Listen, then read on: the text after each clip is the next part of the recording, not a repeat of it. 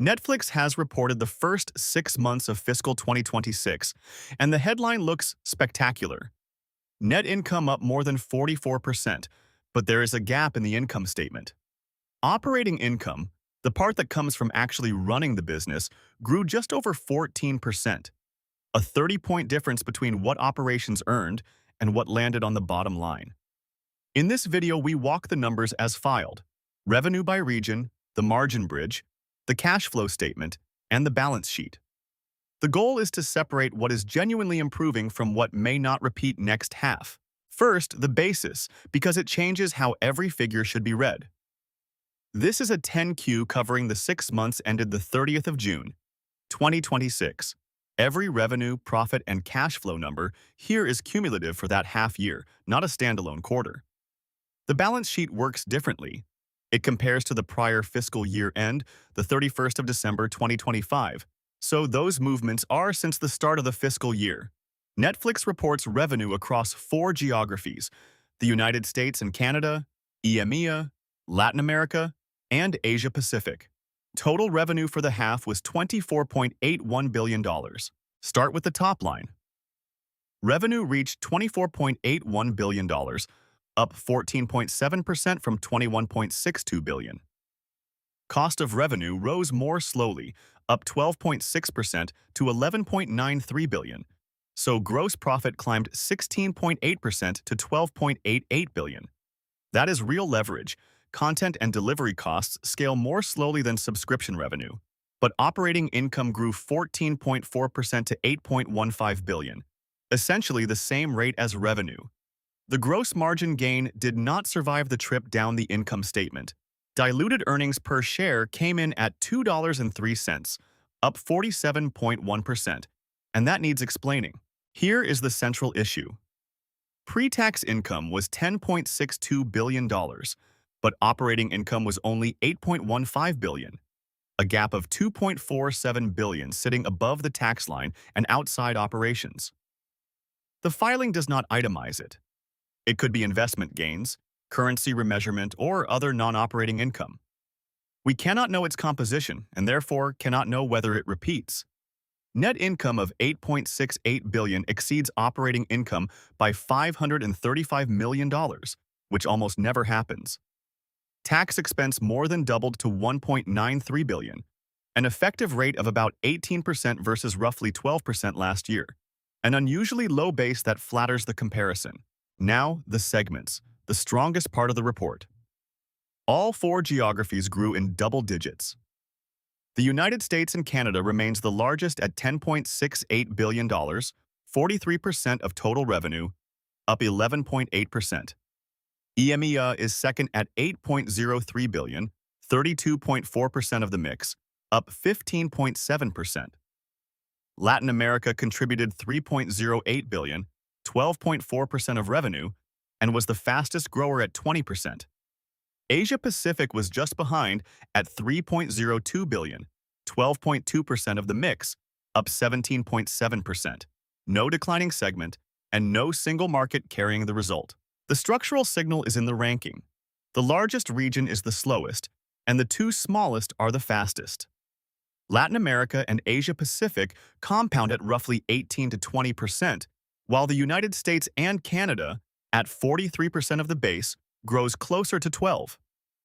So the revenue mix drifts toward international markets every quarter. 57% already comes from outside the home region. 2 implications. First, group growth becomes less dependent on the mature market as the smaller regions compound. Second, the arithmetic works against the group rate over time unless those faster regions hold their pace because they grow from small bases. Whether they sustain high teens growth is the clearest thing to track. Follow the margins line by line. Gross margin improved to 51.9% from 51%, a gain of 0.9 of a point. Content cost scaling more slowly than revenue. Then the leverage stops. Research and development rose to $1.97 billion from $1.65 billion, growth of 19.4%, well ahead of the 14.7% revenue increase. That consumed the entire gross margin gain. leaving operating margin at 32.8% versus 32.9% a year ago, down a tenth of a point. Yet net margin jumped to 35% from 27.8%, a gain of 7.2 points, all of it from below the operating line. That divergence is the tell. Comparing the two half-year periods sharpens the picture. Revenue moved from $21.62 billion to $24.81 billion. Gross profit moved from $11.03 billion to $12.88 billion. Operating cash flow moved from $5.21 billion to $7.03 billion, and free cash flow from $4.93 billion to $6.62 billion.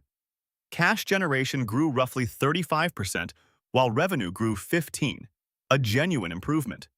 Return on equity rose to 28.8% from 24.1%. But operating margin barely moved, 32.8% against 32.9%. The trend here is volume and cash, not operating profitability per dollar of revenue. The cash flow statement tests whether accounting profit is real. Operating cash flow was $7.03 billion, up 34.9%. Against net income of $8.68 billion, that is cash conversion of about 81%. Below 100, but the shortfall is about the size of that non-operating gain, which appears partly non-cash.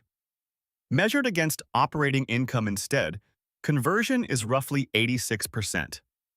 Depreciation and amortization is only $199 million because content amortization runs through cost of revenue. Capital expenditure was small at $415 million, leaving free cash flow of $6.62 billion, up 34.3%. Investing swung to negative $1 billion from positive $1.25 billion, and financing absorbed $5.9 billion. Balance sheet next. Comparisons are since the start of the fiscal year. Total assets rose to $58.45 billion from $55.6 billion. Total liabilities actually fell to $28.3 billion from $29 billion, and long-term debt came down to $11.83 billion from $13.46, a reduction of about $1.64 billion. That is active deleveraging, not a ratio improved by growing the denominator.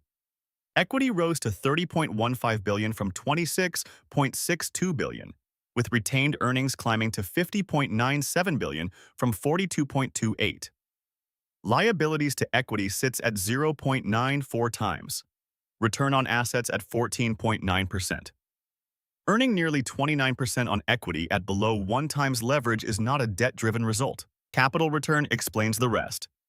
Netflix repurchased $5.98 billion of stock in the half, up from $5.19 billion, essentially the entire free cash flow base of $6.62 billion.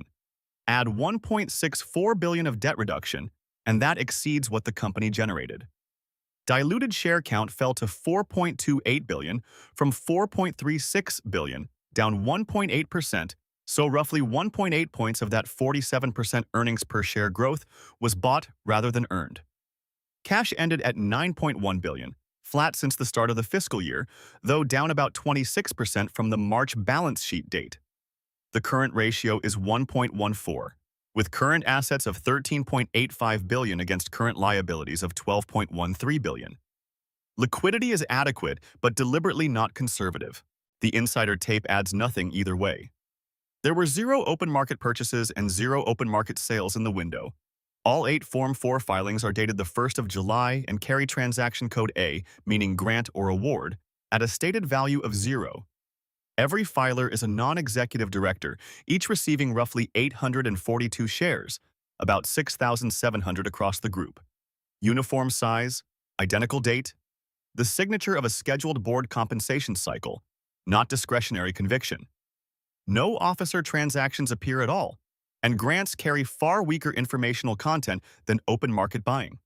One event on record, an 8K on the 16th of July releasing the quarterly results via shareholder letter, with no additional financial detail.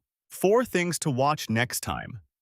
First, whether the 0.9 of a point of gross margin gain holds, or whether research and development growth near 20% keeps neutralizing it at the operating line, the single biggest swing factor in profitability. Second, whether that roughly $2.5 billion gap between pre-tax and operating income recurs. If it does not, net margin should revert toward the 32 to 33% operating level, and next year's earnings comparison becomes very difficult. Third, the cash trajectory, given a buyback run rate of around $6 billion per half against a cash balance no longer building. Fourth, whether Latin America and Asia Pacific sustain roughly 18 to 20% growth while the home market settles near 12.